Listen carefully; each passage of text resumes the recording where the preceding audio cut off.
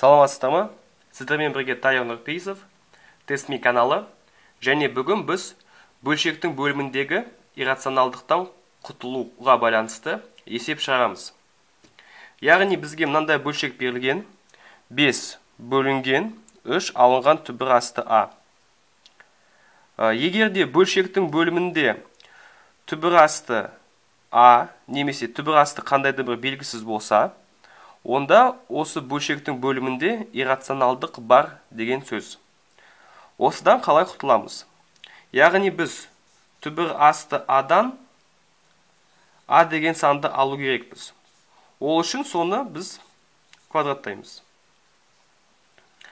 Яғни бізде қандай формулалар бар түбір асты Аны квадратқа айналдыратын. Алдымен А қосылған Б-ны квадраттың деген формуланы қарастырайық.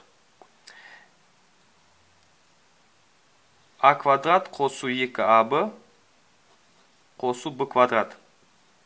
Яғни біз мынаяқта қосу немесе алу алсақ, түбір асты А бізде мынаяқта квадрат болады. Соны көрейік қазір. 5 көбейтілген 3 алынған түбір асты А көбейтілген бөлшектің алымын және бөлімін біз бірдей санға көбейтеміз. Сол кезде бізде бөлшек өзгермейді деген заң бар. Енді біз үстіде 5 көбейтілген 3 алынған түбір асты Аны аламыз.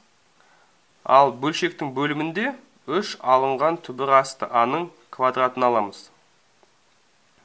Яғни осы формула бойынша біз жақшаны ашсақ, бізде болады 9 алынған 6 түбір асты А қосылған А. Біз бір иррационалдықтан құтылдық, Аны алдық. Дегенмен бізде екінші иррационалдық пайда болды. Яғни Аның А қосу Б-ның және А алынған Б-ның квадратын мынаяқта толықтыру, ол бізде қате шешім болып табылады. Енді басқаша түрлендіруді қарастырайық. Мысалы бізде 5 3 алынған түбір асты А деген берілгенді қайтан жазайық. Және бізде мынандай түрлендіру бар. А алынған Б, А қосылған Б. Бізде А квадрат алынған Б квадратты береді. Яғни біз енді бөлшектің алымын және бөлімін осы Аның орнына бізде 3, Б-ның орнында түбір асты А. 3 қосылған түбір асты Аға көбейтейік.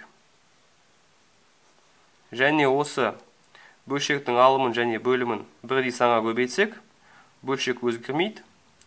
Сондай ереже бар. 3 алынған түбір асты А, 3 қосылған түбір асты А. Бізде 9 алынған Аны береді. Яғни біз осы түбір асты Адан құтылдық және бөлшектің бөлімінде енді иррационалдығы жоқ. Ал үстіде бізде бөлшектің алымында 5 көбейтілген 3 қосылған түбір асты А болады. Егерде жауапта сізде осындай түрде болса, жақша ашылмаған болса, онда сол жауапты белгілейсіз. Ал кейбір жауаптарда, мысалы жақшаны ашып, 15 қосылған 5 түбір асты А бөлінген 9 азайтылған А. Осындай түрдегі жауапта болуы мүмкін. Одан еш нәрсе өзгермейді. Себебі біз есептің берілгені бойынша мынау иррационалдықтан құтылдық. Түбір асты 3 алынған түбір асты Адан. Ал жауаптың бөлшектің алымында жауапқа байланысты сіз дұрыс жауапты белгілейсіз. Яғни жақша ашылған жағдайда немесе жақшамен және ортақ көбейткіші сыртында тұрған. Сіздермен бірге болған Тайыр Нұрпейісов, Тестми каналы. Көп рахмет сізге.